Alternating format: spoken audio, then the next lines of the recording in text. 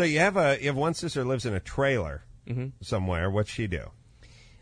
She, neither her husband doesn't work, hasn't worked forever. I mean, I'm sure somehow we're paying for their, ice cream, but we as taxpayers, yeah. Right. But that's what bothers me is the assumption. Well, you make and I'll get that. I will get.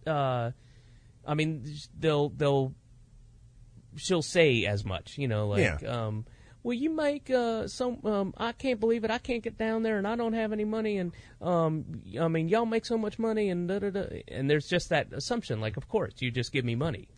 Well, it's a little something I've realized why I'm not a huge fan of welfare.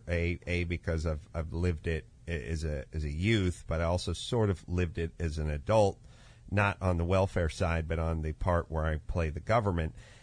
I find that when you give people money, normally they resent you. And I never really mind the money part. Like, I don't mind going out to dinner and buying somebody a meal. I don't like being called an asshole in the parking lot on the way back from the meal. Do you know what I'm saying? Like, I don't... I do, but I don't get I'm not exactly sure what you're saying that people resent... I'm saying as that, an example of so you do something nice and then they resent you? Yeah.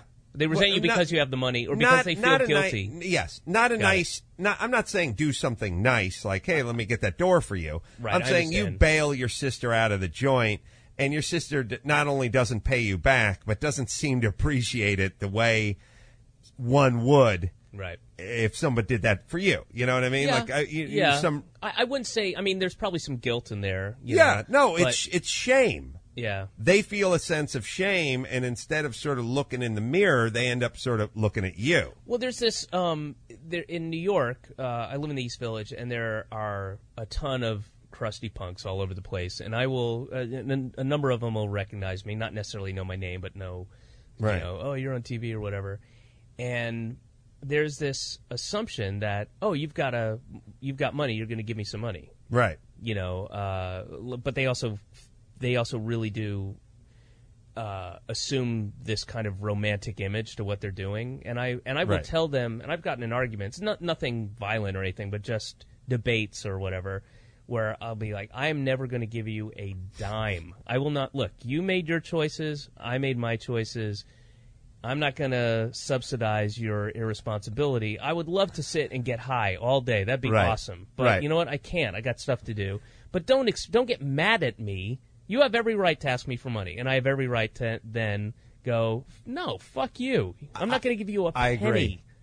Well, first off, there's always this really convenient assumption, and everyone tries to do it like, oh, yeah, but in show business, it's like who you know, it's lucky, it's all this luck, and they don't realize how much fucking ball busting you've done and how much work you've done to get where you are and how you still have to do it on a daily, if not weekly basis. There's this whole, a bunch of shit fell into your lap, and there's that general, I mean, as a society, we do that with everyone. Like anyone who has money, it's like, I'm sure your daddy just gave you the keys to the business. I've done it. Yeah, I've had that attitude. We all do it, and that's hence you should pay more in taxes. Hence you should give us some of your shit. Well, I do believe the wealthy should pay more in taxes. I absolutely do. And I'm not anti-welfare, but I do think that there should be. I think that there should be a quid pro quo, and. I think they should pay more, but they already do pay more in the sense that if you make $50,000 a year and you pay 10% of that in tax, then you pay $5,000, and if you make $5 million a year, then you pay $500,000. Yeah, but if you have that kind of money, you can pay to.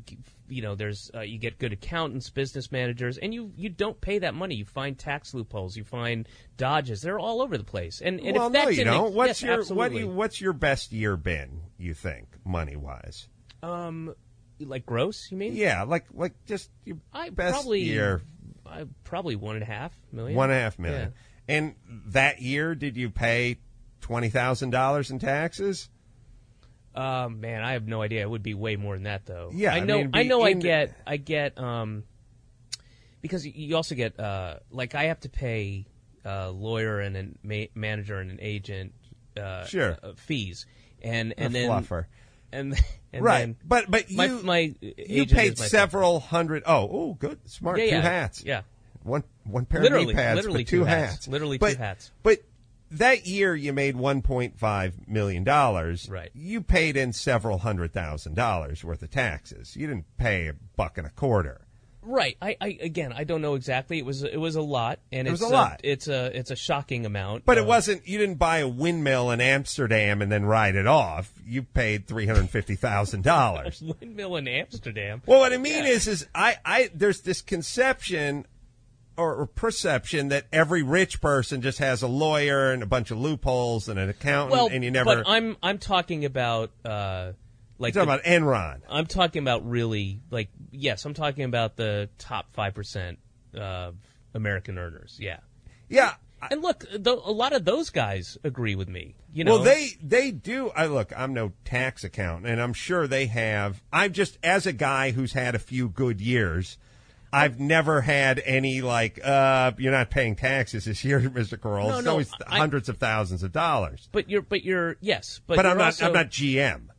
Right, but you're also you are able to write stuff off, and you know when Right. you get money back if you pay in a certain amount of taxes. You'll get credits, and there's a lot more to it than you or I know, and we've been sort of close to that side of it. But I'm talking the people who have are making income on But you investments and you stuff like that. still put in $400,000 that one year, and your Right. sister put in $11. Yeah, if that, yeah. And I'm just saying, you're both breathing the same air and using the same roads. You know what I mean? I don't feel like your percentage needs to go up. You put the $300K in. That's my point. If you both paid the same percentage, you still paid an infinite amount more than she did. That's my point. Well, yeah, but it's easier for me to put in $300,000 if I've had a really good year. It's not Sure. going to hurt me. But for somebody who's putting in, $390 and they're only making, $12,000, that you feel it. You know? I know. Thus, it motivates them to work a little harder. I'm That's not, my take on it. I wish that were the case. but I'm not sure it is. I know it And is. It's human nature. It's like I just saw this study out of Europe. Like if you get unemployment for 3 years, then you're on unemployment for 3 years, and then when it runs out, you get a job. That's usually how it works. If it's 3 weeks, it's usually that way. There's always cases where it doesn't go that way, but by and large, I think people are capable of a lot, and I think they're capable of a little